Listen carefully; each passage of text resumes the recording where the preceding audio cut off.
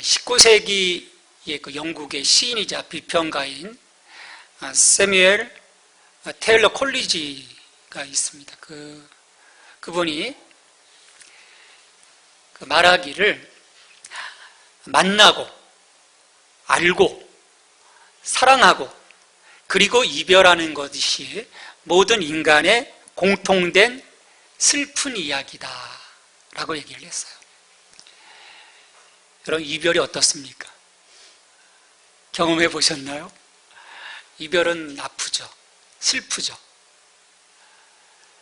하지만 그 이별 뒤에 또 새로운 만남은 그 아픔을 넘어서게 하죠. 영원할 것 같은 이 제자들과 예수님과의 관계, 3년 동안 쭉 따라다니며 뭔가를 이루실 것이라고 생각을 했는데 예수님이 계속 이별을 선포하시는 거예요. 이별을 선포하시는 거예요. 제자들은 당혹스러운 거죠. 이제 지금부터 꽃이 필 건데, 뭔가 이루어질 건데, 그런 생각을 갖는 거예요. 근데 예수님은 계속해서 이 부분들을 이야기하십니다. 내가 죽을 거고, 나는 부활할 거고, 그리고 아버지께로 다시 돌아갈 거다. 떠날 거다라고 얘기를 해요.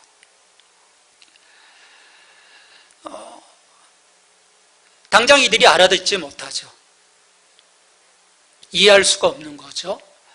그래도 예수님이 계속해서 말씀하시는 이유는 1절 말씀처럼 실족하지 않도록.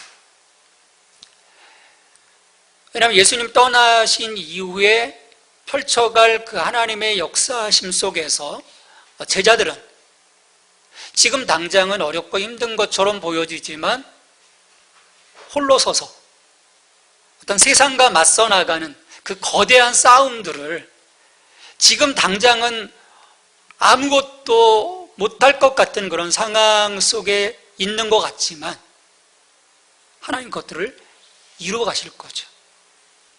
그래서 계속해서 말씀하시는 거예요. 왜? 나중에 그들이 예수님의 그 말씀하심의 그 진리를 깨닫게 되는 거죠. 저는 이런 그 예수님과 제자들과의 관계를 보면서 오늘 어떤 우리들의 그 믿음에 대한 부분들을 생각해 봐요. 당장 내가 이해할 수 없는, 뭐 꼭 이걸 들어야 될까라고 하는 그런 그 말씀조차도 만약 그 시간들이 지나 어느 시점에서는 그게 내게 힘이 되고 내가 실족하지 않도록 나를 지탱해주는 거대한 힘이 된다는 거죠.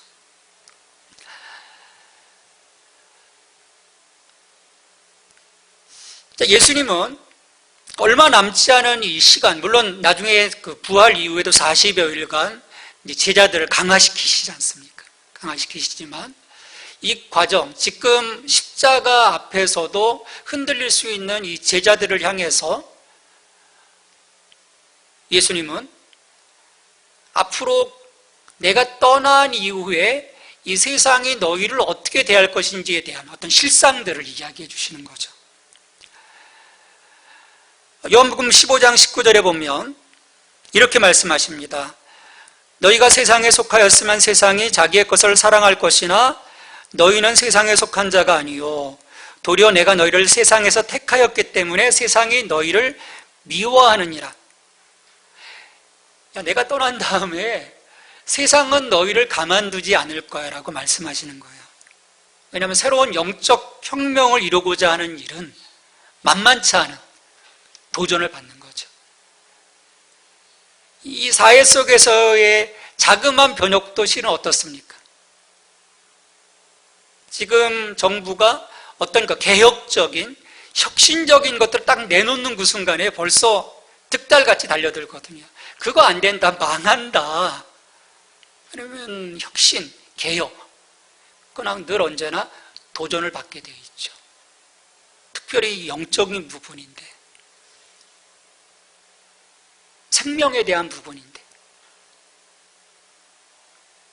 아직도 이 땅을 여전히 자기가 장악하고 있다고 착각하는, 이미 십자가의 권세로 다 끝났는데 사탄은 교묘하게 우리 인간들의 그 허점들을 치고 들어오거든요.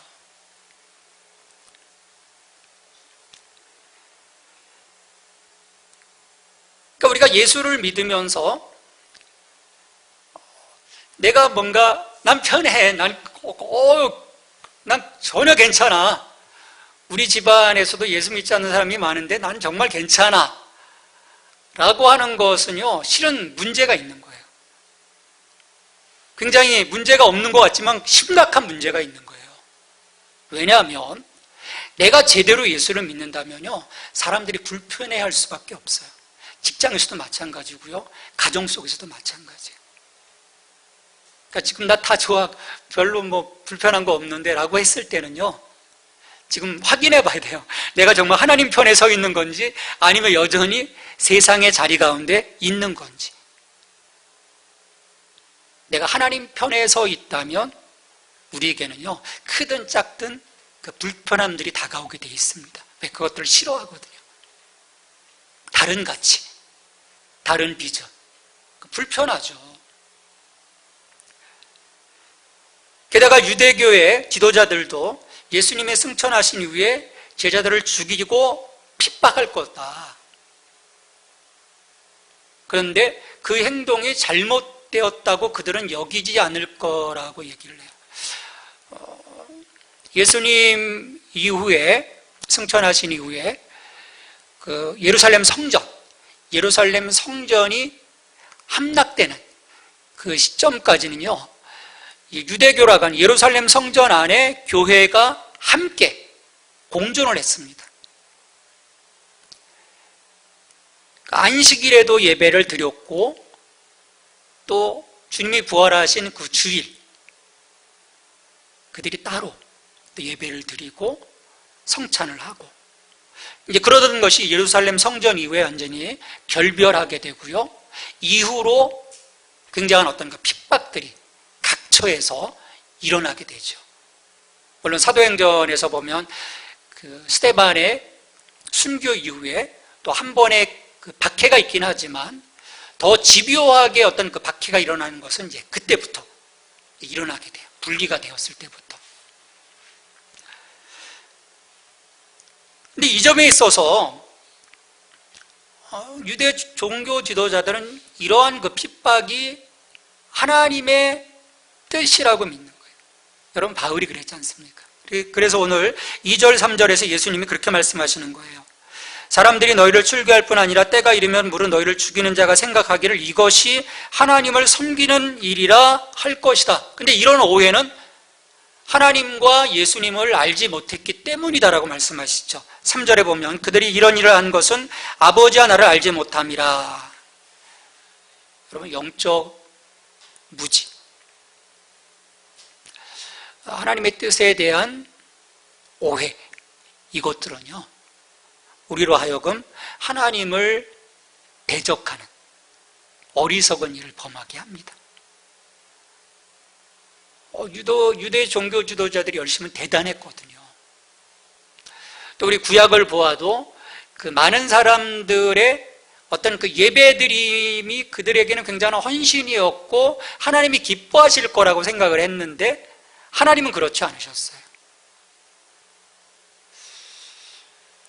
이 지점에서요, 우리는 좀 심각해져야 합니다. 아까도 우리 동원이 형제 계속해서 예배에 대한 그런 기도를 드렸지만 또 첫머리에서 예배 드리기 전에 형제와 하야 할 것에 대해서 얘기를 했지만 정말 우리의 그 예배 드림이 하나님의 이름, 그 거룩하신 하나님의 이름에 합당한 예배를 내가 드리고 있는 것인지, 또 하나님의 그 말씀을, 그래서 우리가 영적 식별이 중요해요. 하나님의 뜻을 바로 이해하고 그 말씀을 나의 레마의 말씀으로 받는 그 과정이 중요합니다. 이게 이제 왜곡되어졌을 때 이런 유대 종교 지도자들의 그 모습들이 나타나는 거죠. 근데 아이러니한 것은 이런 그 유대교의 그 어떤 핍박, 하나님의 잘못된 하나님의 뜻에 대한 어떤 잘못된 이해를 통한 그 열심을 통해서 기독교를 박해했었는데, 여러분 초대교회가 어떻게 됩니까? 이제 초대교회 이후 교부 시대를 거치고 중세교회로 넘어가면서 이런 유대 종교 지도자들이 행했던 일들이 교회 안에서 반복이 돼요. 그래서 교회 안에서 보면요, 수많은 개혁적인 사람들이요, 단두대에서 죽기도 하고 불 속에서 죽기도 해요. 참, 그러니까 우리가 매 순간 영적으로 바로 선다는 거, 하나님의 뜻을 분별한다는 거, 저는 굉장히 중요하다고 생각을 합니다. 오늘 이 시대도 마찬가지예요. 지금 우리 주변 환경을 보면 참 어려운 때입니다. 어떤 상황들의 전개가 어떻게 될지 예측조차 할 수 없는, 어떤 그 성장의 어떤 원동력, 그 엔진이라고 할 수 있는 중국조차도 실은 올해 성장률에 대한 부분, 지금 대회가 열리고 있잖아요. 발표를 못 하더라고요. 예측할 수 없는 상황인 거예요. 이런 상황 속에서 우리는 하나님이 지금 무엇을 원하시는 걸까? 이 땅을 향해서, 이 세상을 향해서 뭐 하나님의 뜻이 있겠어? 아니에요. 이런 상황을 펼쳐가시는 것, 지구의 역사 속에서 이러한 그 초유의 어떤 상황들을 펼쳐가시는 그 속에서 우리는 영적으로 민감해져야 될 때죠. 그랬을 때 우리 한 사람 한 사람이 그 삶의 자리에서 하나님의 뜻이 이루어지는 그 삶을 살아가지 않을까라고 생각을 합니다. 제자들은 이처럼 그 불확실한 상황 속에서 두려웠던 거죠. 근심할 수밖에 없었던 거예요. 예수님이 그걸 파악을 하시는 거예요. 그래서 6절에서 뭐라고 말씀하십니까? 도리어 내가 이 말을 함으로 너희 마음에 근심이 가득하였도다. 근심이 가득했다라는 거예요. 근심이 가득해서 지금 두려워하고 있는 이 제자들에게 예수님은 말씀하시는 거예요. 나의 떠나감이 결코 너희에게 해가 아니라 너희에게 새로운 유익을 주는 사건이다. 하나님의 구속사에 또 하나의 그 전환점을 주시는 거죠. 이 전환점이 이 제자들, 그리고 이 제자들로부터 시작되어지는 교회 공동체에게는 커다란 유익이라는 거예요. 자, 우리 7절 말씀을 같이 읽습니다. 그러나 내가 너에게 실상을 말하노니 내가 떠나가는 것이 너에게 유익이라. 내가 떠나가지 아니하면 보혜사가 너에게로 오시지 아니할 것이요 가면 내가 그를 너에게로 보내리니. 절대적인 선생님, 정말 그 주님이셨던 분께서 떠나는 것이 유익이라고 하시는 거, 제자들은 이해할 수 없었던 거죠. 근데 예수님이 유익이라고 하신 것은요, 새로운 만남을 통해서 이루어 가실 그 하나님의 구원 역사가 너무도 놀랍고 큰 것이기 때문입니다. 보혜사라고 하는 그 새로운 만남. 그래서 그 보혜사를 통해서 이루어 가실 그 제자들을 통해서 새로운 국면을 맞이하게 되는 그 그림을 주님은 보고 계시는 거죠. 근데 제자들은 못 보는 거예요. 우리가 이러한 그 주님의 말씀 속에서 한 가지 사실을 깨달을 수 있어야 된다고 생각을 해요. 하나님의 구원 역사를 살펴보면 어떻습니까? 당장 어떤 그 힘들고 어려운 일을 맞이하는 그런 상황들이 거듭 반복이 돼요. 저의 삶에서도 마찬가지예요. 좋을 때도 있지만 정말 어렵고 내 마음을 찢어지게 하는 그런 상황들에 맞닥뜨릴 때가 있는 거예요. 근데 하나님은 그 시간, 내게 지금 다가온 좀 버거운 그 시간들, 그러한 그 시간들이 불필요한 시간이 아니라 꼭 필요한 시간이요 사건이라는 것, 그것을 우리가 하나님이 구원의 그 역사의 과정 속에서 보게 되는 것입니다. 그러니까 하나님이 모든 그 하나하나를 다 선하게 만들어 가신다라고 하는 것을 보게 돼요. 그래서 우리가 급작스러운 어떤 그 상황, 감당할 수 없는 그런 상황, 그런 일들이 펼쳐질 때마다 내가 걱정하고 위축하는 것이 아니라, 그 일로 인해서 내가 실족하는 것이 아니라 하나님께서 어떻게 이 일을 이루어 가시고 우리 자신을 다루어 가실까라고 하는 그런 기대, 그런 그 기대를 가지고 하나님 앞에 설 때 하나님이 거기서 역사하는 거죠. 우리 출애굽께서도 보게 되죠. 너희는 가만히 있어. 하나님께서 이루어 가실 그 역사를 보라는 거죠. 자, 보혜사 성령님의 오심이 왜 유익이 될까? 오늘 말씀에서 보면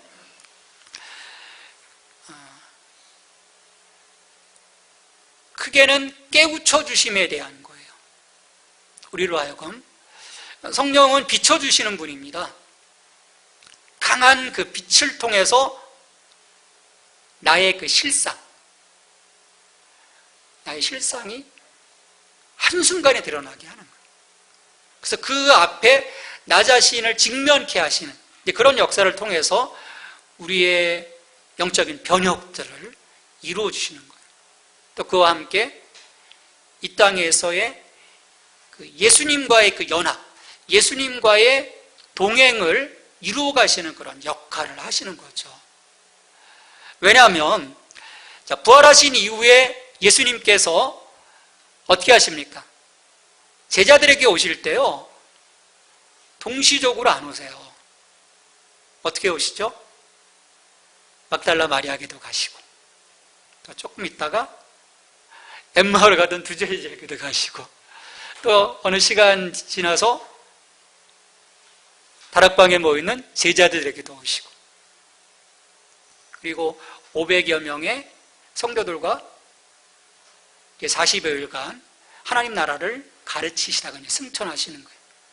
어떤 물론 갑자기 나타나시기도 하지만 동시다발적인 어떤 시공간을 초월한 그런 주님의 모습이 아니었어요.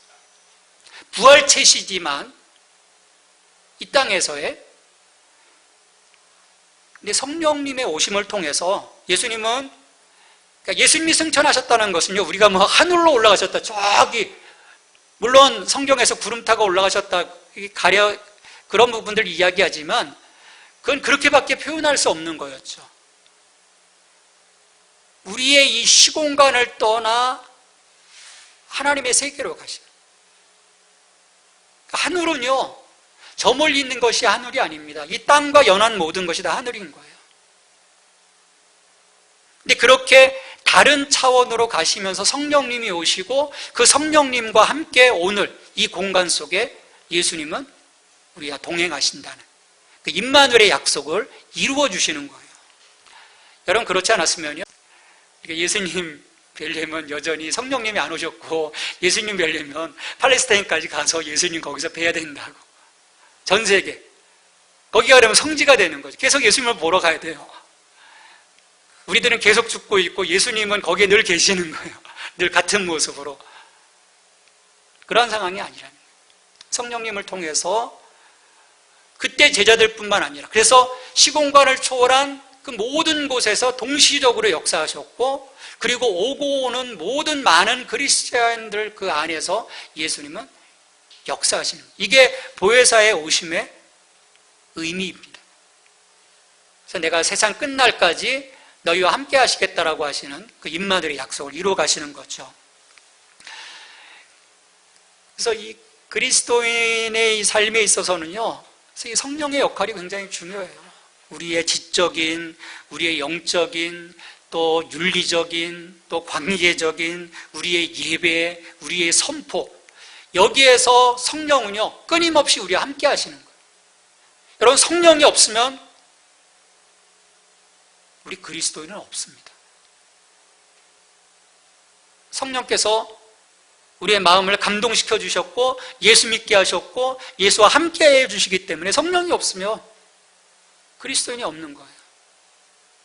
근데 이 성령을 또 잘못 이해해서 너무 그 은사 쪽으로 가시는 이런 그 상황들 때문에 한국 교회는 또 거기에 대한 또 거부감이 사실은 자리 잡고 있어요. 그래서 성령 충만함, 어떤 성령세를 얘기하면 오순절이라고 하는 그 뜨거운 열기에 그 된 분들은 이제 좀 거부하는 거죠. 그래서 여전히 한국 교회 안에서 방언을 하고 방언으로 찬양하고 그런 부분들을 굉장히 경계하는 이유들이 거기에 있습니다. 그러나 성령님의 오심은 그런 현상에도 불구하고 전체의 그림 속에 우리 한 사람 한 사람에게는 유익을 주시기 위해서 오셨다는 거예요. 특별히 우리로 하여금 죄에 대해서, 의에 대해서, 심판에 대해서 깨닫게 해주시기 때문이에요. 우리가 성령이 계시기 때문에 성령 안에서 그 성령님으로 말미암아 나의 죄를 깨닫게 되는 거예요. 여러분, 죄는요, 뭐가 죄입니까? 뭐가 죄예요? 성경은요, 다른 것을 죄라고 얘기하지 않습니다. 나를 믿지 않은 것. 누구를 믿지 않은 것? 예수님을 믿지 않은 것. 뭐 남 사기치고 남 때리고 폭행하고 살인하고, 물론 그것도 죄지만 근본적인 그 죄에 대한 부분은 나를 믿지 않은 불신앙이라는 거예요. 불신앙. 그리고 그 불신앙은 큰 죄이고 하나님의 심판 앞에 설 것이다라고 말씀하시죠. 우리 요한복음 3장 18절 말씀을 한번 보십시다. 요한복음 3장 18절 같이 읽습니다. 그를 믿는 자는 심판을 받지 아니하는 것이요 믿지 아니하는 자는 하나님의 독생자 이름을 믿지 아니하므로 벌써 심판을 받은 것이니라. 우리 불신앙은요, 심판이라는 거예요. 세상은 이렇게 사람들에게 조명해서 그 죄를 예수 믿지 않는 것이 죄야 라고 도전을 하죠. 이 사람들은 일단 그것을 떠나서 자기가 죄인이라는 것을 인정하기가 쉽지가 않아요. 여러분들 처음 예수 믿을 때 누군가 와서 당신 죄인이라고 했을 때 거부감이 있으셨죠? 거부감이 있는 거예요. 근데 성령은 집요하게 그것을 계속 들춰내십니다. 성경은 모든 사람이 죄인이다라고 하는데 성경은요, 이걸 더 객관화시키며 개인화시켜요. 네가 죄인이라는 거예요. 저 세상 사람들이 죄인이 아니라 바로 너 예수 믿지 않는 너, 예수와 함께하지 않는 너가 죄인이라는 거예요. 그걸 깨우쳐 주시는 거예요.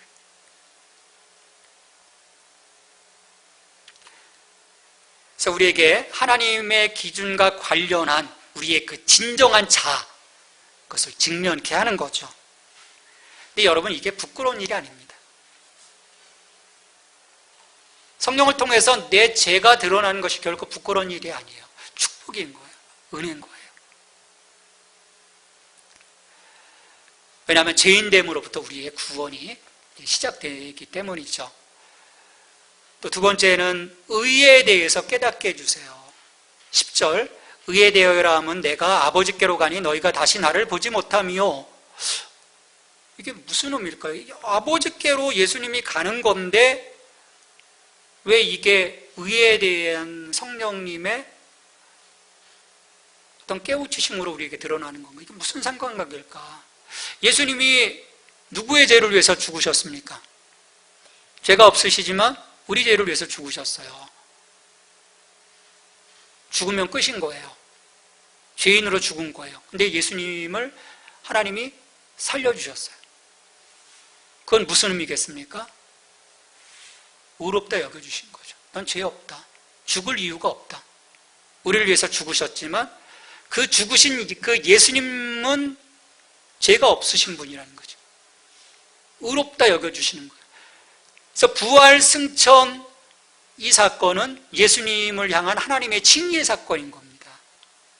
이게 무엇을 의미하냐면 우리가 죄를 깨닫고 하나님 앞에 무릎 꿇었지만 그 이후에 나의 어떤 의를 통해서 하나님께 나가는 것이 아니라 이처럼 예수 그리스도의 의를 힘입어서 세상 가운데서 하나님 앞으로 나가야 함을 얘기해 주는 거예요. 성령님이 그걸 깨닫게 해주시는 거죠. 그래서 우리가 예수님의 이름으로 기도하는 거예요. 예수님의 보혈을 힘입어서 우리가 하나님께 나가서 예배하고 찬송하는 거죠. 내 의가 아니라는 거예요. 근데 종종 가톨릭도 그렇지만 우리 한국 교회 안에도 서서히 우리의 뭔가 어떤 그 의로움을 통해서 하나님께 나아가라고 하는 그런 경향들이 있어요. 어떤 사랑, 봉사, 섬김. 좋죠. 필요한 거죠. 하지만 그것을 통해서 우리가 하나님의 구원의 그 보좌 앞으로 나가지는 못합니다. 그러니까 성령이 그걸 깨닫게 해주시는 거예요. 예수님의 의를 힘입어서 나가야지 너의 의가 아니다 라고 하는 부분을 가르쳐 주시는 거죠. 그리고 마지막 심판입니다. 11절 심판에 대여함은 이 세상 임금이 심판을 받았습니다. 이 세상 임금이 누굴까요? 사탄입니다. 사탄은 십자가 권세알이 끝났죠.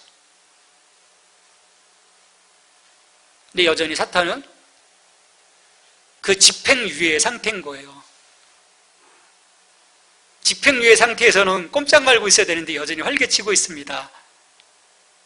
마지막 주님의 오심을 통해서 그 모든 권세가 이제 파쇄되는 거죠. 근데 거기에 우리는 여전히 속고 있는 거예요. 속고 있는 거예요. 그래서 하나님 이 성령님을 통해서 말씀하시는 거죠. 이미 저들은 심판받았다. 끝났다. 동조하지 마라. 하나님의 편에 서 있음을 이야기해 주시는 거예요. 그렇지 않으면 심판이다. 똑같이 심판이다. 여러분, 우리가 하나님의 심판을 믿는다면 여러분 어떻게 될까요? 천국과 지옥, 하나님의 심판에 대한 분명한 자각을 갖고 있다면 우리 삶이 달라질 수밖에 없죠. 요즘 코로나19 자가격리 그 중에 이 법을 어기는 사람들이 많아요. 근데 보면 그 벌을 어겼을 때, 그 규칙을 어겼을 때 어떤 뭐 벌금이나 그런 것들이요 보면 약해요. 한 300만 원.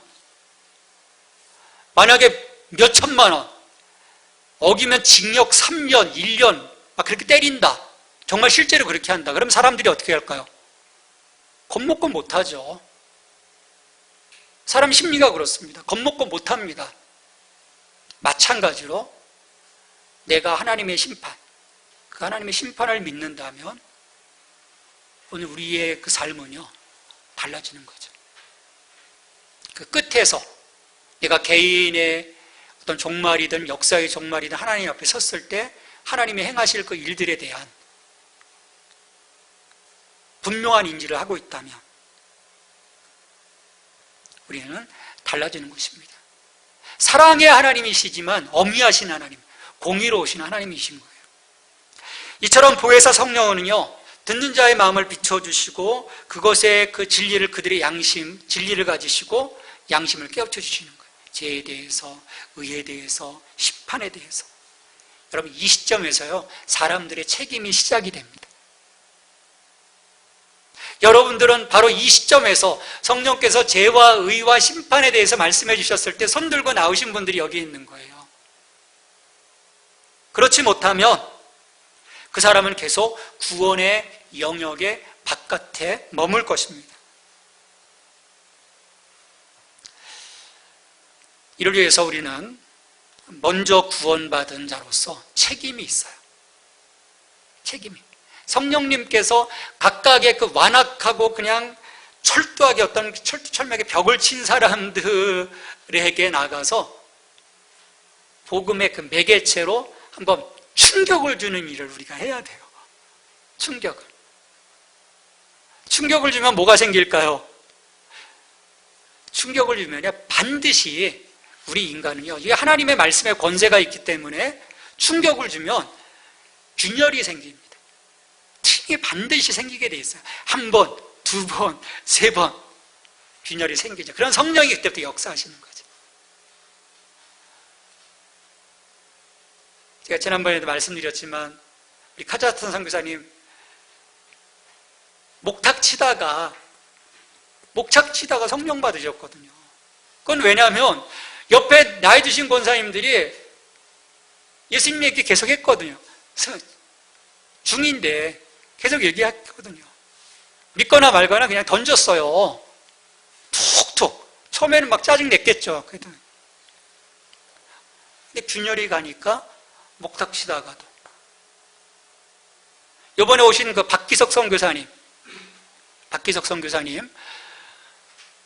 엄청난 불교 신자셨어요.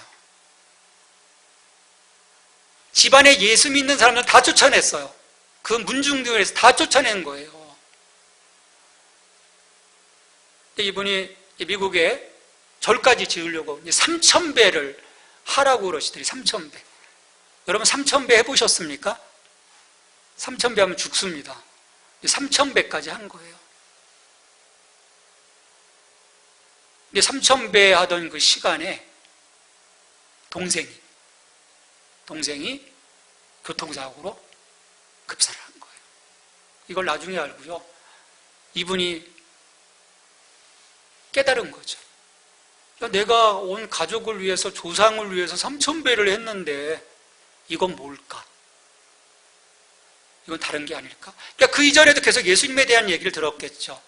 근데 그 순간 동생의 사고를 통해서 균열이 가면서 그간의 옆에서 박해를 받으면서도 증거했던 사람들의 말씀이 그 심령 속에서 발화하기 시작해서 야, 이건 아니구나. 내가 하나님을 봐야 되겠구나. 이게 선교사가 된 거예요. 지금 그분이 오히려 집안에서 핍박받고 있습니다. 아내로부터 핍박받고 있고요. 자식들로부터 핍박을 받고 있어요. 왜? 거기는 아직 세상에 묶여 있거든요. 그럼에도 불구하고 복음 앞에 우리는 서야 하는 것이죠. 성령님은 바로 이 일을 우리에게 요구하십니다. 가라는 거예요. 너희는 복음의 매개차다. 가서 던지라는 거죠. 그럼 성령님께서 오늘 우리를 위해서 일하실 것입니다. 우리 같이 기도하십시다. 같이 기도하실 때 주님, 성령님께서 우리 안에 이와 같은 일들을 하실 때 더욱더 우리가 순종할 수 있게 하시고 또 이런 그 성령의 역사 속에서 예수 그리스도와 함께 동행하는 우리의 삶이 될 수 있도록 우리 함께 기도하고 또 이 복음의 매개차가 돼서 이것들을 거부하는 자들에게 내가 복음을 전할 수 있는 삶이 되게 해주시옵소서. 또 코로나19로 인해서 또 많은 사람들이 어려움을 겪고 전체 이 나라가 경색되어져 있는데 속히 치유해 주시옵소서. 우리 같이 기도하고 사도신경으로 신앙 고백하겠습니다. 함께 기도하겠습니다. 하나님 아버지, 오늘 성령님의 이 오심을 통해서 우리 안에 이뤄가신 일들을 우리가 들었습니다.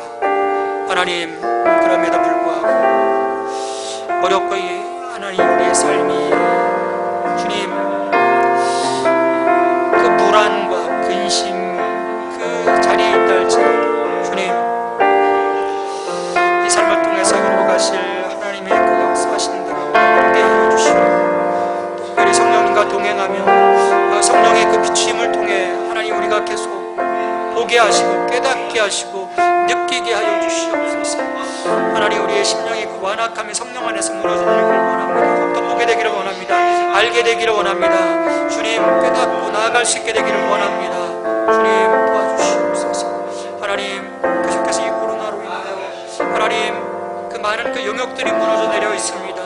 무너진 것들을 하나님 다시금 수축하여 주시고 회복하여 주시고 우리의 그 예배 또 우리들의 그 신앙의 그 모든 삶에 다시금 하나님 그 생동감이 넘칠 수 있는 이 환경들을 주님 다시금 새롭게 하여 주시고 치료하여 주시옵소서. 주님 우리의 그 모든 삶이 주님께 하나님 주목되어질 수 있도록 집중할 수 있게 하여 주옵소서. 산만한 이 모든 것들을 주님 성령 안에서 조명하여 주심으로 말미암아 보게 하시고 듣게 하여 주시옵소서.